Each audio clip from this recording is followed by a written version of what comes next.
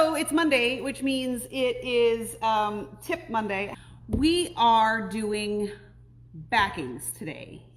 So one of the most common answers that we give for people in the shop is how much fabric do I need for backing? And you know, I've got a couple of cheats that I use to come up with that sort of stuff, but we thought that if we demoed not only how to figure out how much fabric you need for backing, but quick and easy ways to make your back so that so that you're not crazy and so your Longarmer isn't crazy, that makes everybody less crazy. But I'm going to show you 3 different ways to make a backing and some math to get you there. All right. So here's how a Longarm works. Let me turn this around in case you've never seen how a Longarm works. This is Roxy. Her name is Roxy because she's red and she's sassy. And when I bought her, I was in a Chicago kick. So this is Roxy. She has a 12-foot table. The biggest quilt I've ever gotten on here was 123 inches square. This is how you got this nice big long table. Okay, this quilt is almost done, so I can't really show you that. But what happens when you bring your quilt to a Longarmer is the backing gets attached to these rollers. So there's a roller in the back and there's a roller in the front, and your backing gets pinned to it. This is why your back needs to be bigger than your top, because we need to be able to pin both the top and the bottom. And honestly, this is a little bit skinny for the sides. But since the quilt wasn't very big and it's pretty square, this wasn't a problem. But we like to have 3 to 4 inches bigger on all 4 sides. And that's why anytime I do the math for you in the shop, I will always assume that you need at least 3 inches bigger on all 4 sides to either sandwich your quilt or to get it done by a Longarm. Okay, so what we do is we mount the backing to the leaders. Some Longarmers will sew the quilt to another leader on the back. I don't do that. I float the tops. The only time I don't float a top is when it's really crooked and it needs a lot of extra love. So the back gets pinned to the leaders, the batting goes on top, and then we float the top on it. So it gets basted down on the sides, and then we quilt it. As we roll it up, we shush it and square it so that, see how nice and straight this side is? So that your quilt comes out a little bit more square. I'm going to show you 2 different ways. I'm going to show you how to have a wide back, how to prep a wide back for longarming, and how to piece a backing for a longarm. So if you are going to spray baste a quilt, here's my suggestions about spray basting. 1, I prefer 505 spray over some of the other brands for a couple of reasons. It's not as noxious, so you can spray it inside and it doesn't make you want to gag. My hot tip for using spray based is it doesn't need to be like 80s hairspray. It does need to be like hairspray, but not like 80s hairspray. And you know what I'm talking about when we used to rat our hair up and wet it with hairspray and then blow dry it. Yeah, we're not doing that. You want to have a nice little mist of spray based. And then when you put your quilt together, you're going to put a nice baste on your backing, a nice baste on your batting, and then you're going to layer all your pieces together. What I'll do with that too is I also use the magnets. So I'll spray baste it and then I'll use the magnets to hold it till it's dry. It doesn't take that long to dry. And then over time, the spray baste will dissipate and then it'll wash out when you quilt it. But you don't want to have so much spray baste on there that you can't pull the pieces apart. You want to still be able to pull them apart. Think of it like a really sticky Post-it note, not like super glue. Here's how I figure out the math for people when they're making a quilt. And I have 2 quilts that we're going to figure out backing for. So this quilt measures 48 by... since both of these numbers are less than 80 inches, okay, I'm going to assume that this is going to be my width, because your fabric is about 42 usable inches wide. And if you have 2 sections of 42 inches wide, you're going to end up with about 84. But keep in mind that that's fluctuates. So I always stick with the number 80, and anything that's less than 80 will work with this technique, okay? So since they're both less than 80 and I don't want to waste fabric, we're going to assume that this is our 80-inch wide. So this 56 is our 80-inch wide. which means now we need to take this number, which is 48. So our quilt is going to be 48 inches long. We're going to assume that we want 3 inches top and bottom for quilting. Okay, so if we have 48 plus 6 is going to be 54 inches. Okay, now I need 2 pieces of fabric to get both panels. So I'm going to multiply this by 2, which is 108. This is how many inches of backing I need, total yardage. So if I divide this by 36, I'm going to end up with the number 3. Here's my magic number. I didn't even realize that math was going to come out so easy. I need 3 yards of fabric. Since we only want to make 1 seam, okay, here's a couple of reasons why I like to do it this way, and a couple of tips that make this technique work. Pick fabric for your back that is busy. It doesn't get much busier than this, and I thought this went really well with that sort of Asian, or that sort of African print on the front. It doesn't get much busier, and also pick fabric that is not directional. If you want to do this technique, you'll have to change it just a little bit, but if your fabric is not directional, this will work every time, and your Longarmer will appreciate you. So, assuming that since this quilt is less than 80 inches, and I have 3 yards of fabric here, here's where everybody gets messed up. I don't care how good you are at measuring. If you try to measure this out and cut the pieces that you need, it's always going to be crooked. It's always going to be wrong. I'm going to take my fabric and line up my selvage ends, and it doesn't matter which side it is. So here's my selvage end all the way across my quilt. Now I didn't cut this because, again, I've never been able to measure out my backing and it line up just right, and I don't want to waste fabric. Even if I have extra fabric for my back, I still would rather have it in my scrap bin than in the trash bin. Okay? So I'm going to line up my selvage end. You just line up your raw edges on one side, and I'm going to match my selvage all the way down to the fold. Okay? I'm not going to cut this fold yet. I'm going to leave it on there. And I know this feels weird, but just go with me, okay? Next, what I'm going to do, and you notice I didn't cut my selvage out. I know that makes everybody itchy too, but it'll be okay.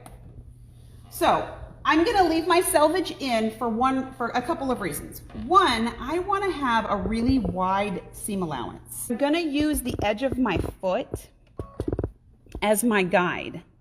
So I'm going to run the foot right down the edge of my selvage. This is for a couple of reasons. One, I don't want this to show, I don't want the ugly selvage to show on my backing. So if I use my foot and I use the edge, I know for sure I'm not going to get any of this ugliness in there, okay? Now I'm just going to sew, and I want to have at least an inch seam allowance on my backing. I know that seems weird too, but you'll see why in a minute.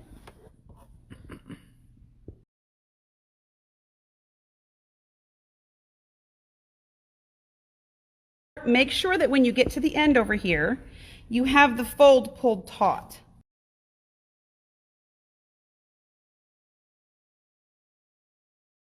And this is where people get really kind of like itchy and nervous, because now we have to cut it. So we're going to take this seam that we stitched, fold it together, and just remember when you're doing this, before you freak out, that your seam, you know what you just sewed, your seam is on the top.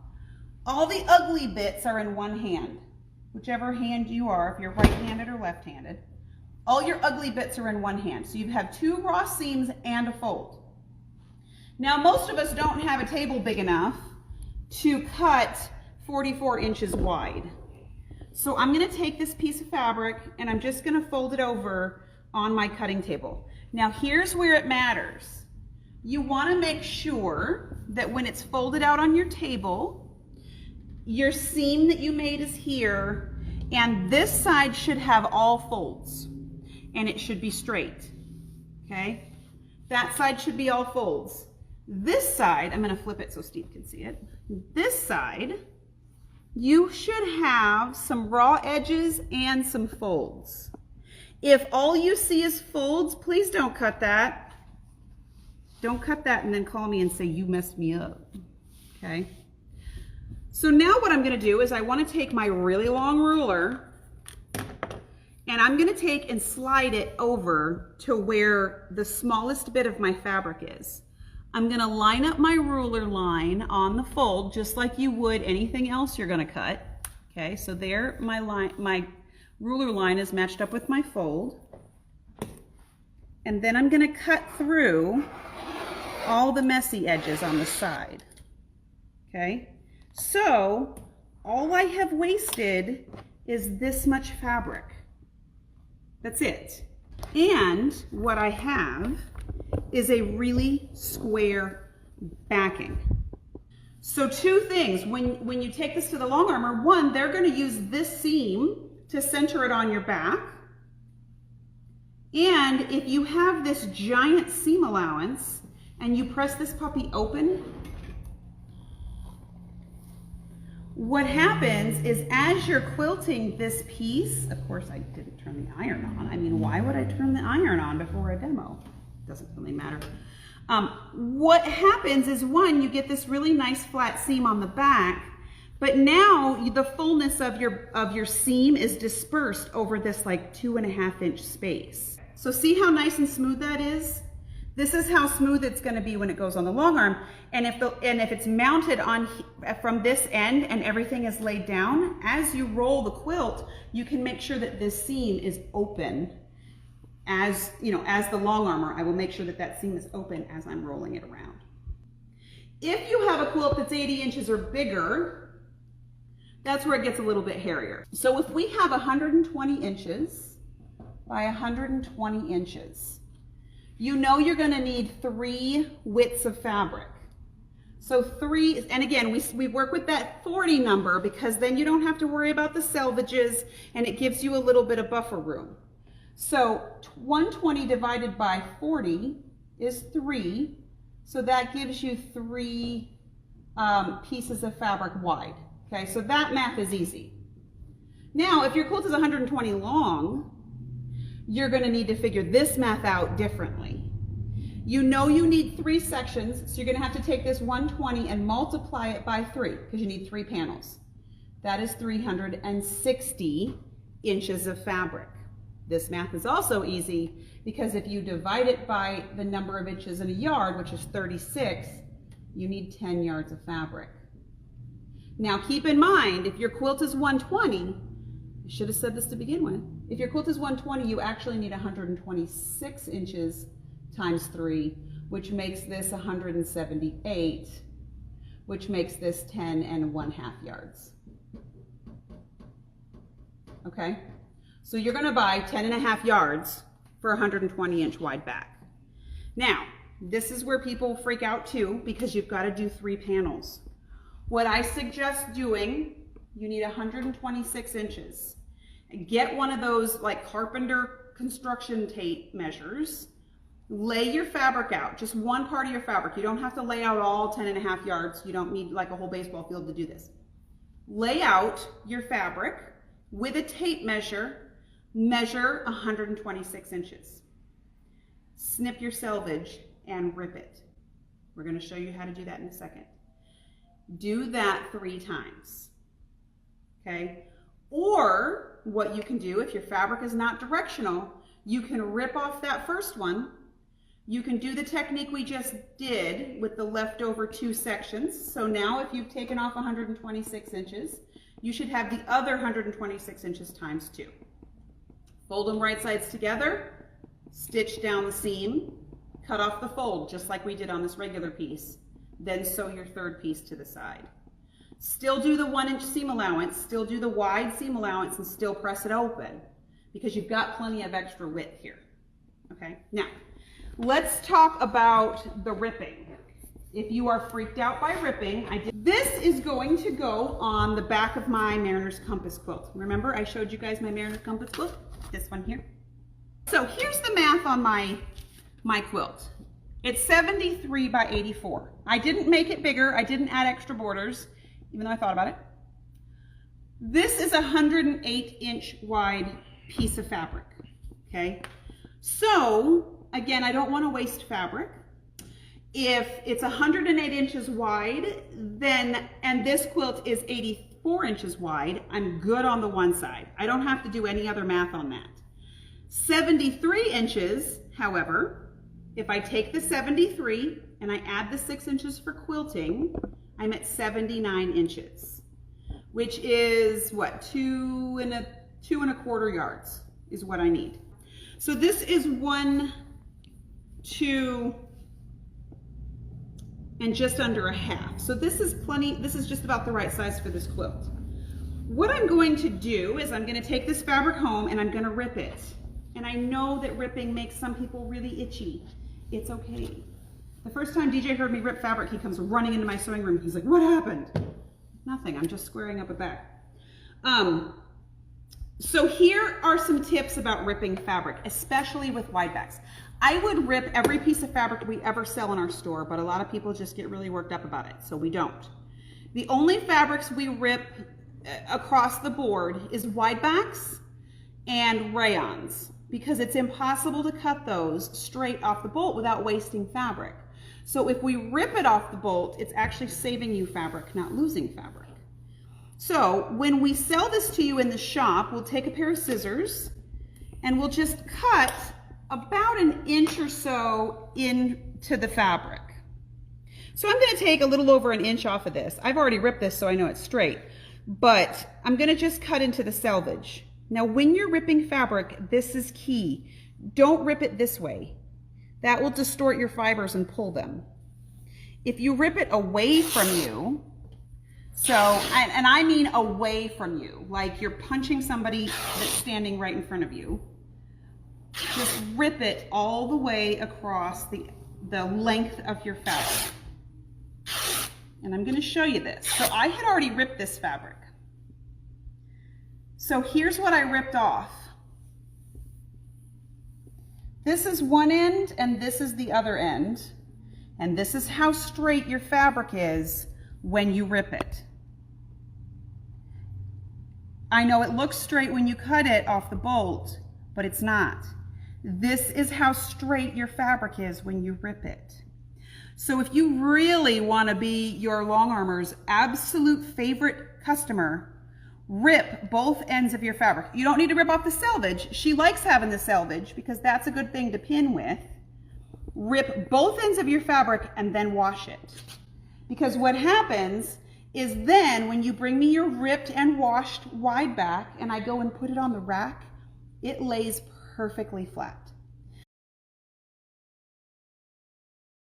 When you have a quilt that's less than 100 inches in any direction, please buy a Wideback. It's cheaper, it's easier, and all you have to do is rip it.